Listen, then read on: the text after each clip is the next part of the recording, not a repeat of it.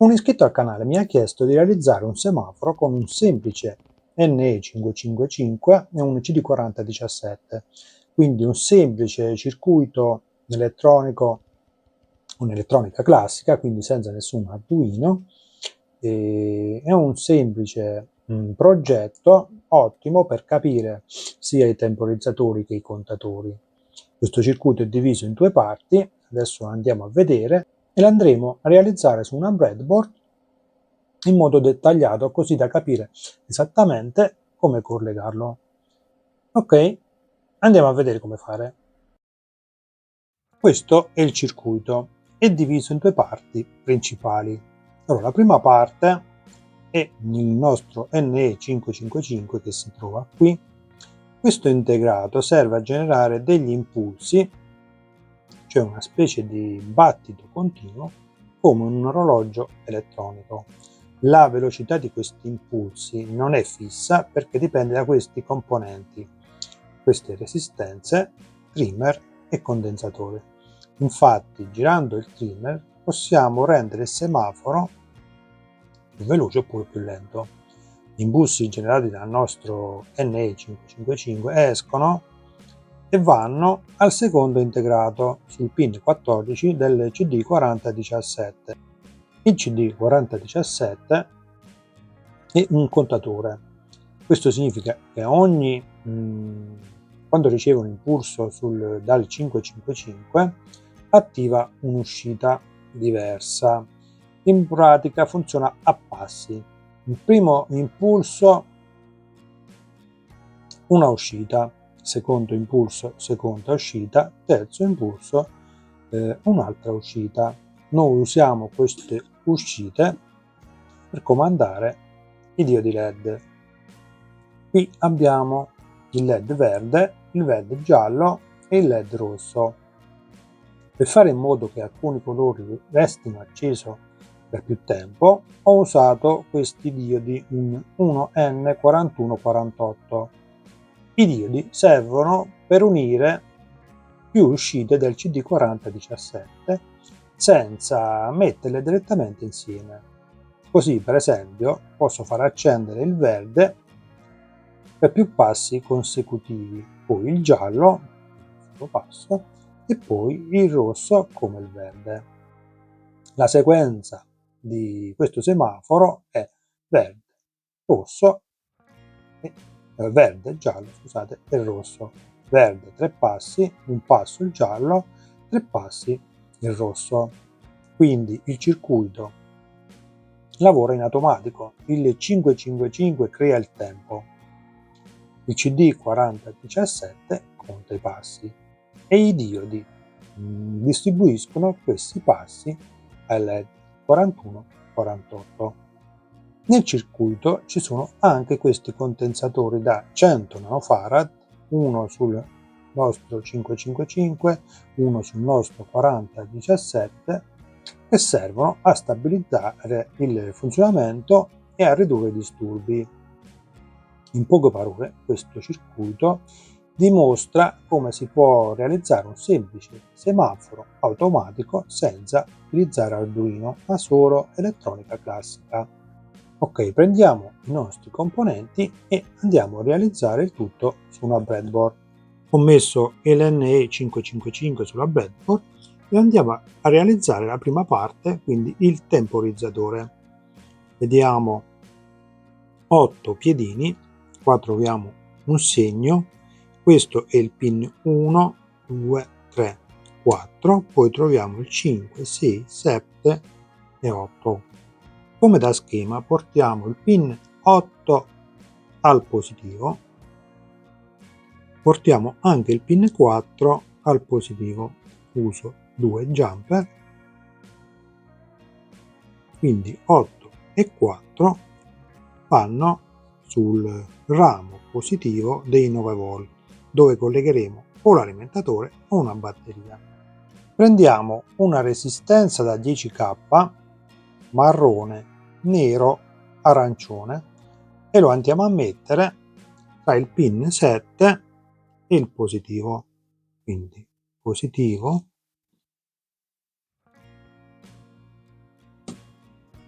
e il pin 7. Prendiamo un'altra resistenza da 4700 ohm che è di colore viola, giallo, viola e rosso, e lo andiamo a collegare dal pin 7, portiamolo su una parte della breadboard. Prendiamo anche un trimmer da 50k e lo andiamo a inserire sono 3 piedini, mettiamolo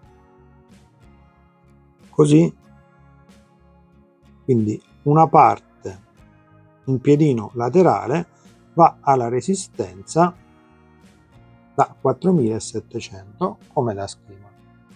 Facciamo un ponte come da schema, fa il pin centrale, l'altro lato un altro pin del potenziometro e portiamo l'altro pin del potenziometro come da schema sul pin 6 e 2. Io vado sul 6, quindi 4, 5, 6, prendo un altro cavo dal 6, lo porto al 2.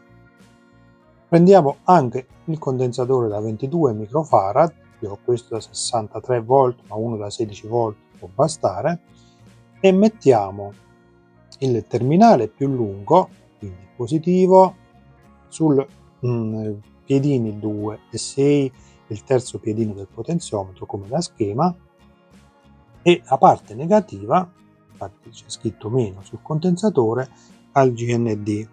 Quindi possiamo mettere dal pin 2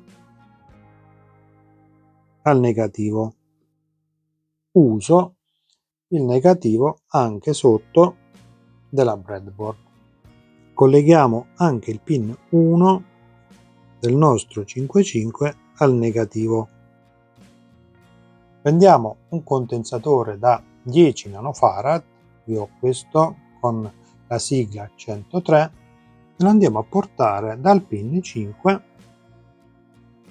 al GND. Prendiamo anche quello da 100 nanofarad che serve per stabilizzare l'alimentazione, lo andiamo a mettere fra il positivo e il negativo. Uniamo i due negativi della breadboard, quello sopra, quello sotto. Sotto ho usato solo la parte negativa, non quello positivo, e qua portiamo l'alimentazione. Per vedere se funziona andiamo a mettere al pin 3 l'uscita una resistenza da 1K e ci andiamo a collegare un diodo LED, la parte più lunga l'anodo sulla resistenza e la parte più corta il catodo sul negativo, così possiamo vedere la frequenza uscita e possiamo regolare tramite questo potenziometro e vediamo se funziona tutto il circuito. Ho collegato il positivo e il negativo dell'alimentatore 9 volt, do tensione e vediamo se il circuito funziona. Sì, il LED si lampeggia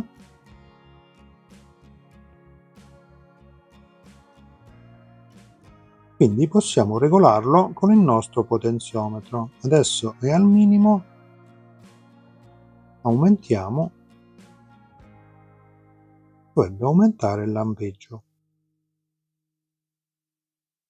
fino al massimo, così possiamo regolare il tempo sul nostro contatore, quindi sul nostro 4017. Ok, spegniamo,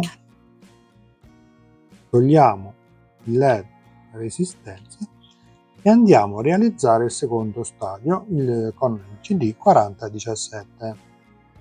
Prendiamo il nostro CD 4017, io ho qui MC1 4017, ma è la stessa cosa, e andiamo a metterlo sulla breadboard.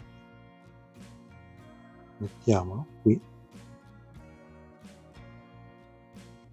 state attenti che entrano tutti i piedini.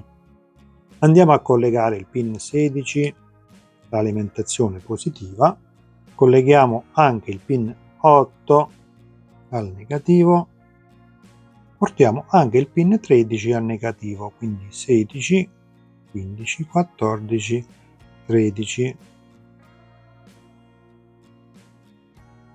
Mettiamo anche vicino a CD4017 il nostro condensatore da 100 nanofarad, quindi possiamo metterlo tranquillamente, qua il positivo, il negativo qui. Colleghiamo il pin 3 dove ho collegato il LED, lo andiamo a portare al pin 14, ingresso di clock del nostro 4017.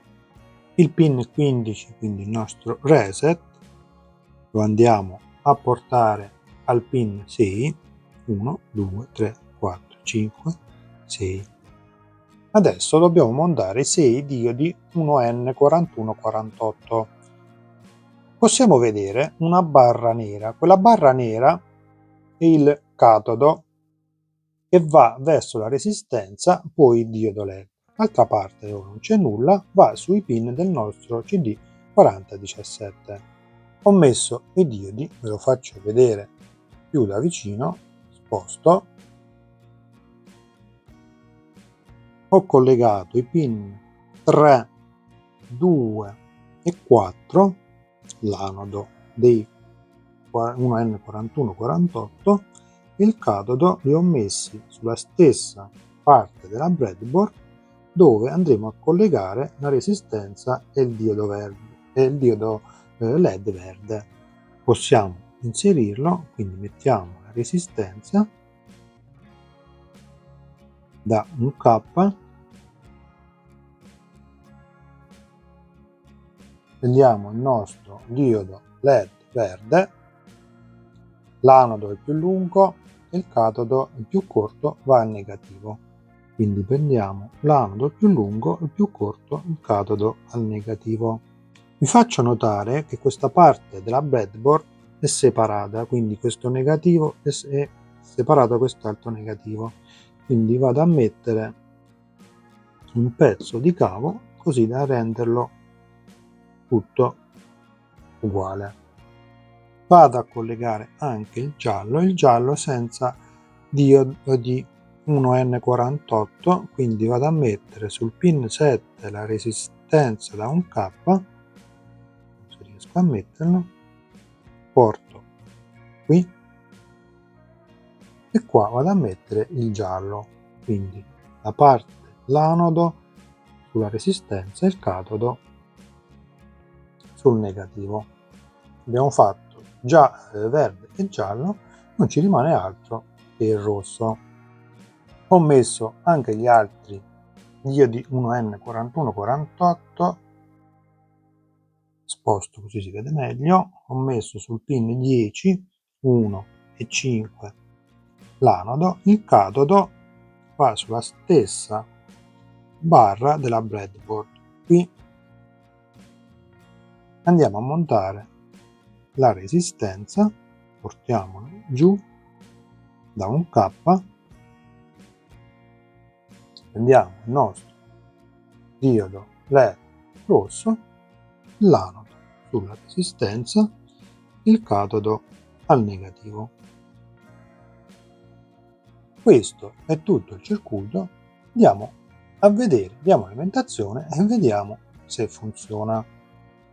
Accendo, ok, proviamo il giallo, il rosso, non trovo il verde, non vorrei, proviamo a cambiare il diodo LED, non vorrei che rotto, togliamo, ne prendiamo un altro, un attimo di pazienza che lo trovo,